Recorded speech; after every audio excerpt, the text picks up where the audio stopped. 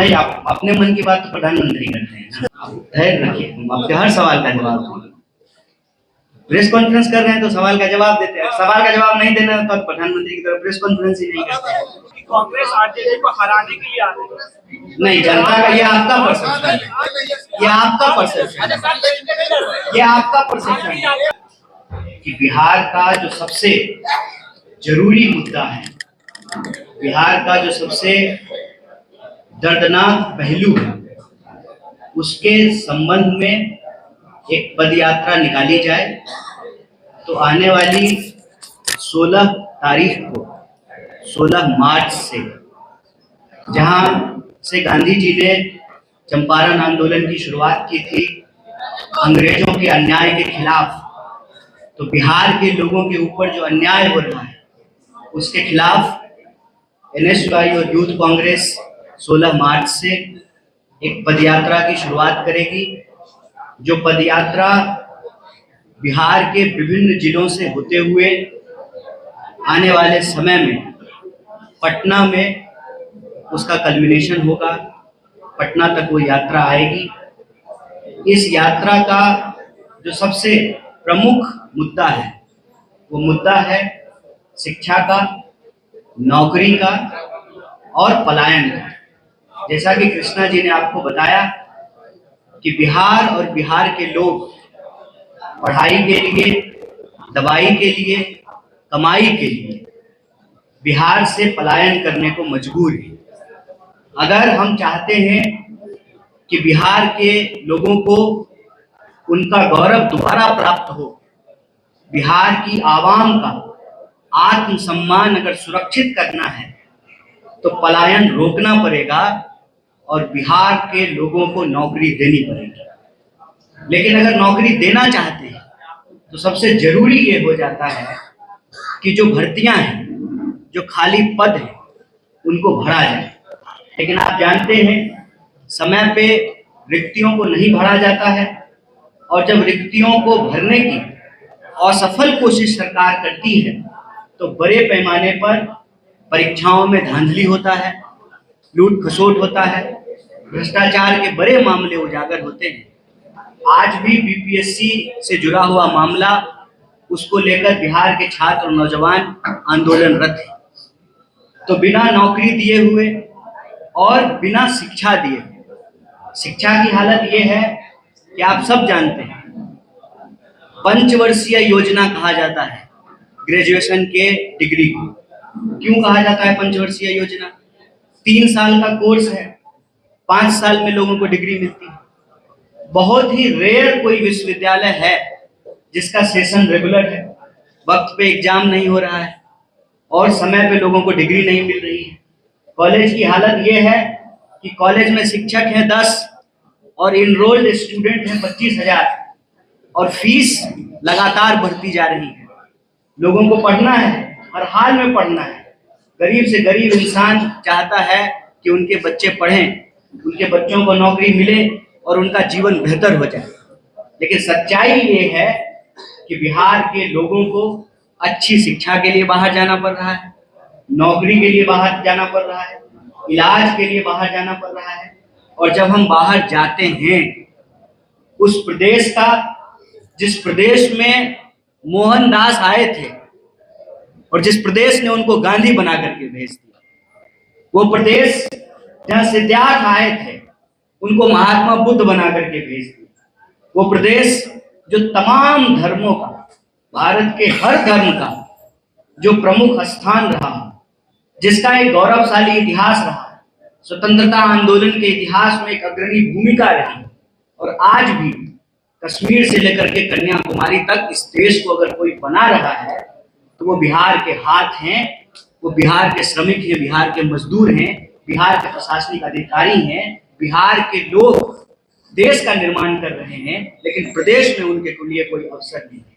इसीलिए यहाँ पर NSY और यूथ कांग्रेस ने यह फैसला लिया है कि बिहार के लोगों के लिए, सबको शिक्षा के लिए, सबको काम के लिए और पलायन रोककर बिहार के आत्मसम्मान के लिए यह यात्रा भितिहरवा आश्रम से शुरू होगी, विभिन्न जिलों से चलते हुए पटना पहुंचेगी इस दौरान हम यह बात आपके बीच आपके माध्यम से बिहार के लोगों को स्पष्ट कर देना चाहते हैं कि यह यात्रा सिर्फ एक दल की यात्रा नहीं है।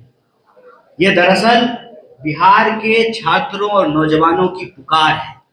जो अन्याय उनके साथ हो रहा है, जो अत्याचार उनके साथ हो रहा है, उसके खिलाफ यह न्याय की पुकार है। इस पुकार में कोई भी विद्यार्थी या नौजवान जो महसूस करता है उसको सही शिक्षा नहीं मिल रही है, उसको नौकरी नहीं मिल रहा है, वो पलायन होने के लिए विवश हो रहा है, वो व्यक्ति इस यात्रा का हिस्सा हो सकता है, हो सकती है। और यह यात्रा एनएसयूआई और यूथ कांग्रेस नेतृत्व जरूर कर रही है, लेकिन दरअसल ये यात्रा बिहार के छात्रों और नौजवानों की यात्रा है। और इस यात्रा में आप देख रहे हैं कि हमारे राष्ट्रीय नेतृत्व एनएसयूआई के राष्ट्रीय अध्यक्ष और यूथ कांग्रेस के राष्ट्रीय अध्यक्ष यहाँ मौजूद हैं। इनके साथ साथ प्रदेश के एनएसयूआई के अध्यक्ष और यूथ कांग्रेस के अध्यक्ष यहाँ मौजूद हैं। इसका मतलब हमारा पूरा का पूरा संगठन बढ़ चढ़ करके इस यात्रा में शामिल होगा।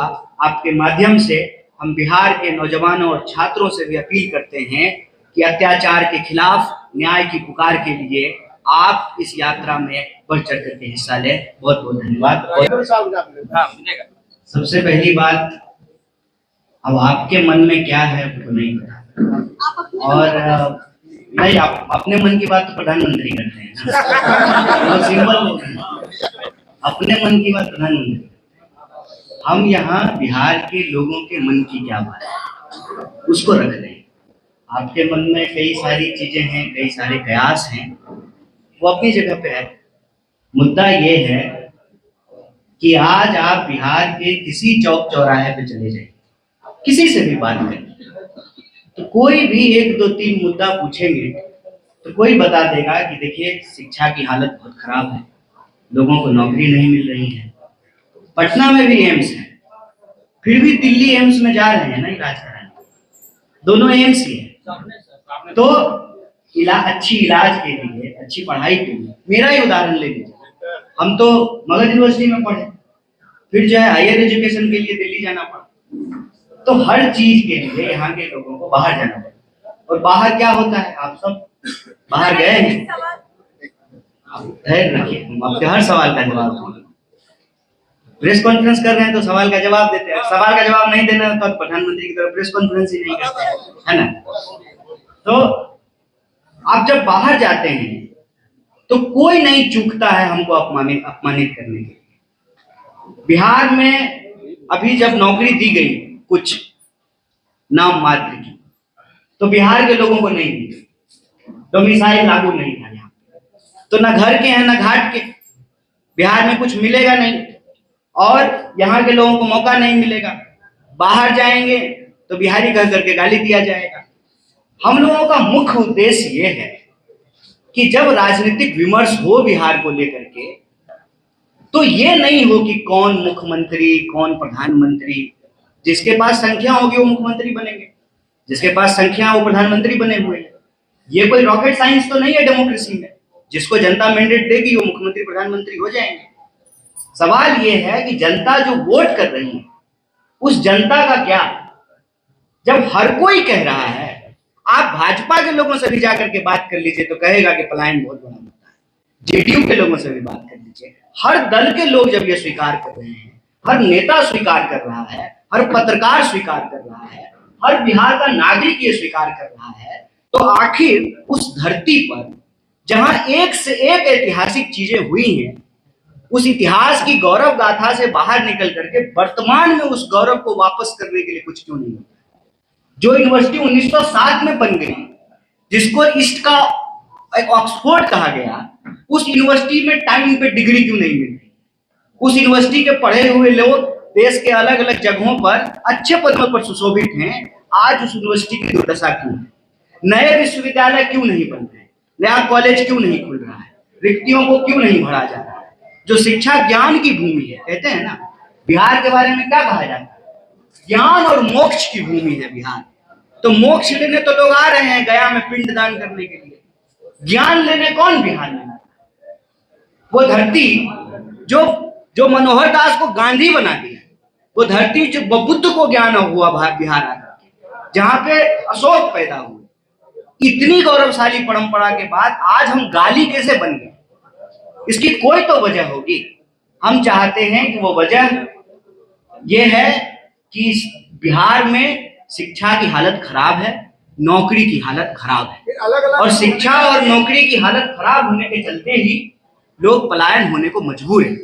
इसीलिए बिहार के आम आवाम के आत्मसम्मान के लिए, सबको शिक्षा और सबको काम के लिए यह नौकरी दो पलायन रोको यात्रा यूथ कांग्रेस और एनएसयूआई की तरफ से शुरू की गई है। अब स्पष्ट हो गया नेतृत्व कौन करेगा। हमारे गणितास जी ने कहा बिहार के नौजवान और विद्यार्थी इसका नेतृत्व करेंगे, और हम लोग जैसा कि हमारे प्रभारी ने कहा, एक एक कार्यकर्ता, एक एक नेता अपनी पूरी शक्ति से इसमें शामिल होंगे। जहां तक आपका सवाल है राष्ट्रीय नेताओं का, समय समय पर राष्ट्रीय नेता भी यात्रा के अलग अलग पैच में जो हमारे नेता हैं बारी बारी से उसमें शामिल होते रहेंगे। बाकी जो एक प्रश्न आप एलाइज को लेकर के या दूसरे नेता ने जो यात्रा निकाला है उसको लेकर के है, अच्छी बात है। बिहार का हर व्यक्ति यह प्रयास करे कि बिहार की शिक्षा व्यवस्था बेहतर हो, बिहार के नौजवानों को रोजगार मिले और बिहार के पलायन को रोक करके बिहार को आत्मसम्मान मिले। वो सब लोग ऐसा कर रहे हैं, ऐसा सामूहिक प्रयास हो, इसमें कोई अंतर विरोध तो है